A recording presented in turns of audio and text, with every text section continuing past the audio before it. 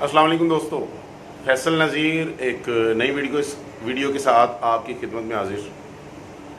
Video का topic जो है उससे आपको पता चल गया होगा टाइटल से ही कि वीडियो किस शूज़ से रिलेटेड है। School shoes, T2 school shoes, चास्टर बेबी शू है लेडीज़, और बहुत ही अच्छी क्वालिटी में, और मैं बड़े एतमाद से कहूँगा कि ये बाटा को बीट करेगा।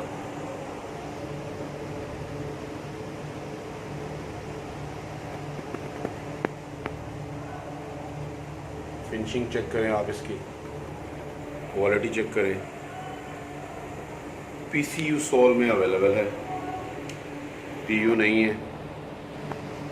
PU हार्ड होता है, इसलिए हमने इसको PCU में बनाया। PU में भी बना सकते थे और हमने इसे PCU में बनाया कि सॉफ्ट रहे, बच्चों के पाँव को हीट ना हो।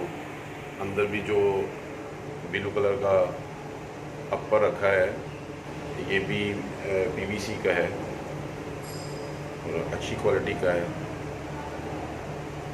All size are available.